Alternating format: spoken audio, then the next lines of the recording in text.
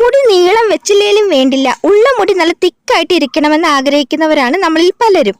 തലേ ദിവസത്തെ കഞ്ഞിവെള്ളമാണ് കേട്ടോ ഇത്.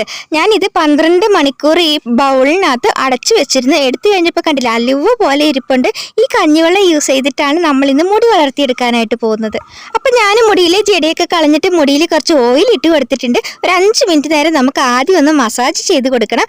അതിനുശേഷം നമ്മൾ എടുത്തു വെച്ചിരിക്കുന്ന കഞ്ഞിവെള്ളം മുടിയിൽ നന്നായിട്ട് തേച്ച് പിടിപ്പിക്കണം. തിക്കായിട്ടുള്ള കഞ്ഞിവെള്ളം ആയതുകൊണ്ട് തന്നെ കൈ ഉപയോഗിച്ചിട്ട് നന്നായിട്ട് ഞെരടി കട്ടയെല്ലാം മുടച്ചതിന് ശേഷം വേണം തലയോട്ടിയിൽ നന്നായിട്ട് തേച്ച് പിടിപ്പിക്കാനേട്ടോ. കഞ്ഞിവെള്ളം ഇതുപോലെ കട്ടിയാവണമെന്നൊന്നുമില്ല കേട്ടോ. 12 മണിക്കൂർ നമ്മൾ എടുത്തു വെച്ച തലേ ദിവസത്തെ കഞ്ഞിവെള്ളം ആകണമെന്നേ ഉള്ളൂ. ഉപ്പിടാത്ത കഞ്ഞിവെള്ളം വേണം യൂസ് ചെയ്യാനായിട്ട്. അപ്പം ഹെയർ വാഷ് ചെയ്യുന്ന സമയത്ത് ഏതെങ്കിലും ഒരു മൈൽഡ് ആയിട്ടുള്ള ഷാമ്പു യൂസ് ചെയ്തിട്ട് ഹെയർ വാഷ് ചെയ്തോളൂ കേട്ടോ. ആഴ്ചയിൽ ഒരു ദിവസം മാത്രം ഈ രീതിയിൽ ഹെയർ വാഷ് ചെയ്താൽ മതി കേട്ടോ. മുടി നന്നായിട്ട് വളരാനും തിക്ക് വെക്കാനൊക്കെ അടിപൊളിയാണ് കേട്ടോ.